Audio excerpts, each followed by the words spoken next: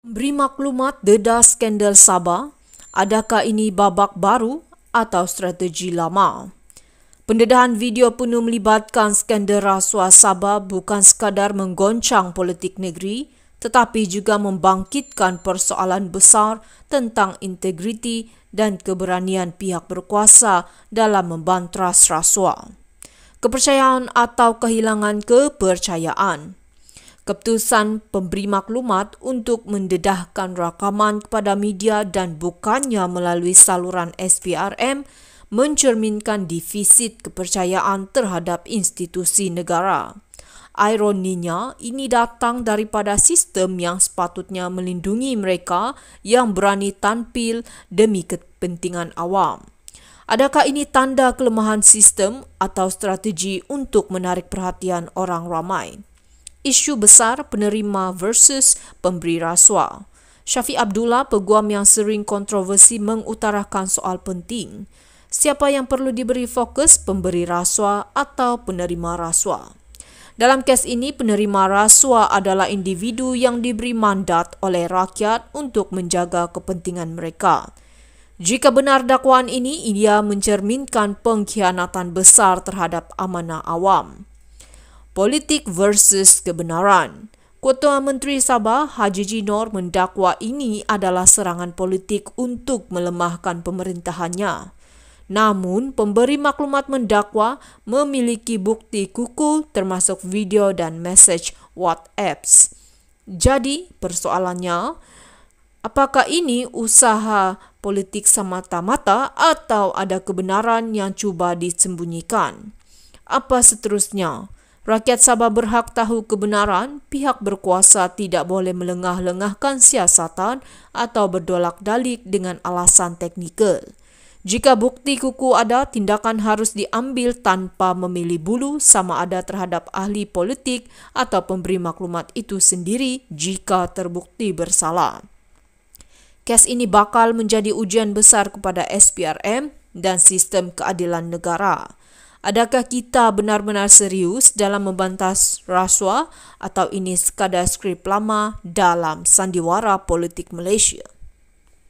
Beri maklumat dedah skandal Sabah, adakah ini babak baru atau strategi lama?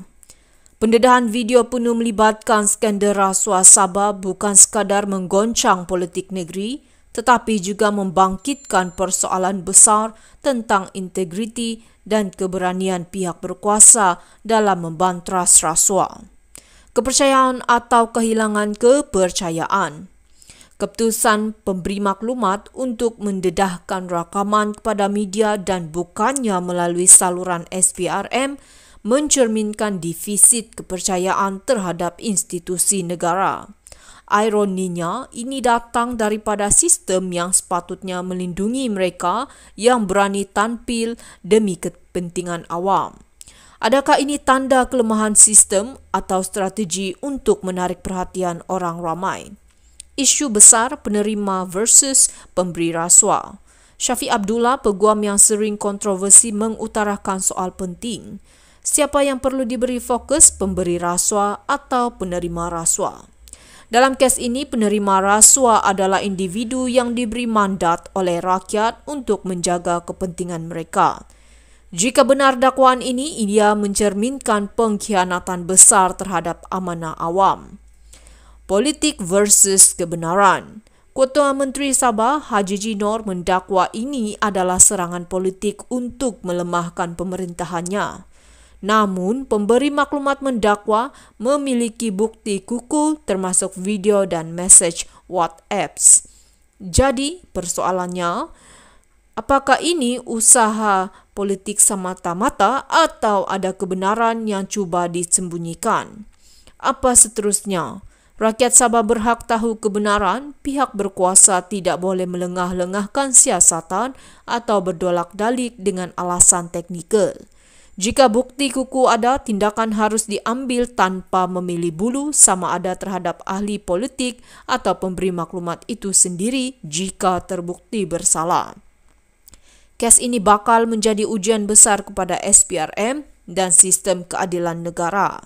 Adakah kita benar-benar serius dalam membantas rasuah atau ini sekadar skrip lama dalam sandiwara politik Malaysia? Beri maklumat dedah skandal Sabah, adakah ini babak baru atau strategi lama? Pendedahan video penuh melibatkan skandal rasuah Sabah bukan sekadar menggoncang politik negeri, tetapi juga membangkitkan persoalan besar tentang integriti dan keberanian pihak berkuasa dalam membantras rasuah. Kepercayaan atau kehilangan kepercayaan. Keputusan pemberi maklumat untuk mendedahkan rakaman kepada media dan bukannya melalui saluran SPRM mencerminkan defisit kepercayaan terhadap institusi negara.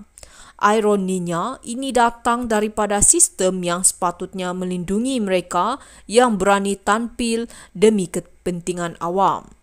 Adakah ini tanda kelemahan sistem atau strategi untuk